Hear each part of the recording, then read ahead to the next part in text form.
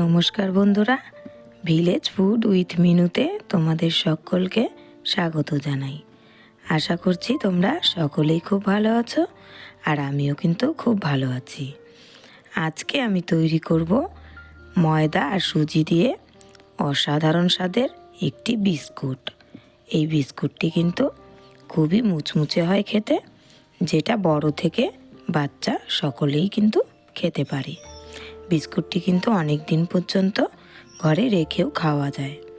এই রেসিপিটি দেখার আগে তোমরা যারা আমার চ্যানেলটি সাবস্ক্রাইব করোনি তারা প্লিজ চ্যানেলটি সাবস্ক্রাইব করে নিও।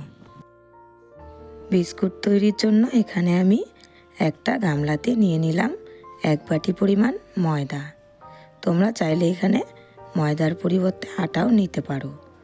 তারপর আমি ছোট বাটি দিয়ে 1 বাটি পরিমাণ সুজি এখানে দিয়ে দিলাম।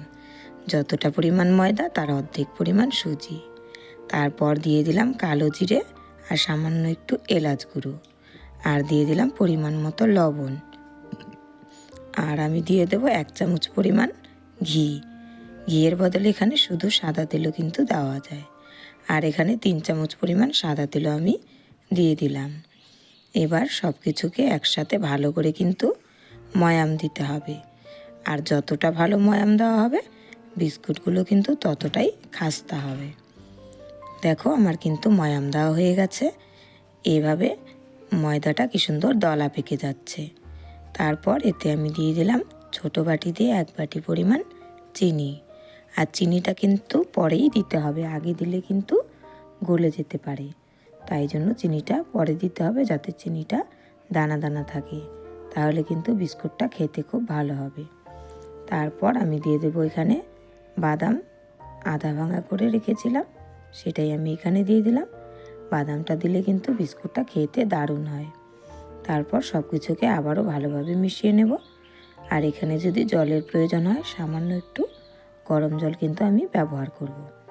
তারপর হাত দিয়ে ভালো করে কিন্তু মেখে নিতে হবে। আর এই ডোটা যত ভালো হবে তত কিন্তু বিস্কুটটা খেতে স্বাদ হবে। তারপর দেখো ময়দাটা ঠিক এরকমভাবে মাখতে হবে, একটু শক্ত করে। বেশি নরম করলে কিন্তু বিস্কুটটা একদমই মুচমুচে হবে না। তারপর এখানে দেখো আমি বেলে নিয়েছি, ঠিক এইরকম মোটা করে কিন্তু বেলতে হবে। আর বিস্কুটের শেপ দেওয়ার জন্য এখানে আমি একটা গ্লাস নিয়েছি। গ্লাসটা দিয়ে কিন্তু এখন আমি বিস্কুটগুলো গোল গোল করে কেটে নেব। তোমরা চাইলে চৌকো করেও কাটতে পারো, তোমাদের যেটা শেপ পছন্দ সেইভাবেই তোমরা করতে পারো। এইভাবে গ্লাস দিয়ে কাটলে সবগুলো বিস্কুট কিন্তু একই সমান হবে, তাই জন্যই আমি এইভাবে কেটে নিচ্ছি।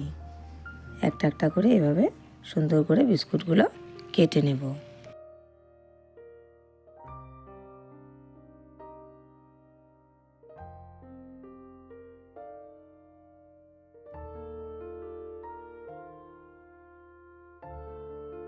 সবগুলো বিস্কুটই কাটা হয়ে গেছে। এবার দেখো ময়দার যে এক্সট্রা অংশ সেটা কিন্তু আমি এভাবে তুলে নেব। তারপর বিস্কুটগুলো আমি কিন্তু আস্তে আস্তে ভেজে নেব। অন্যদিকে একটা কড়াই কিন্তু আমি বসিয়ে দিয়েছিলাম গ্যাসে। আমার তেলটা কিন্তু মোটামুটি গরম হয়েছে।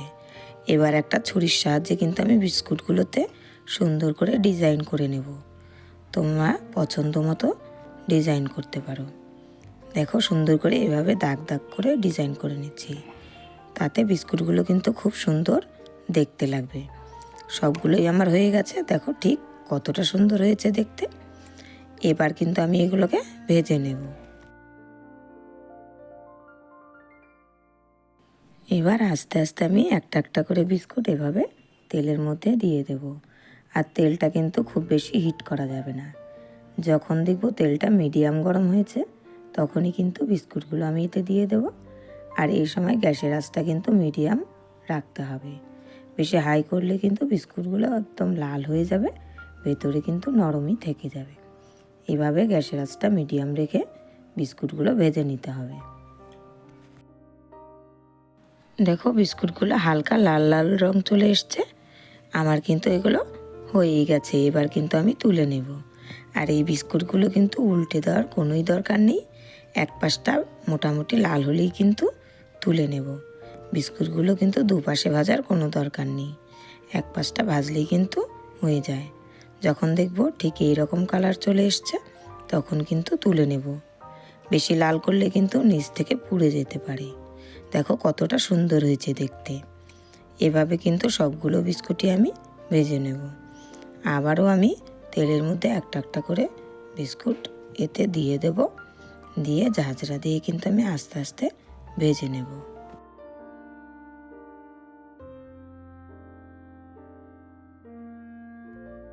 এই বিস্কুটগুলোও কিন্তু আমার ভাজা হয়ে গেছে।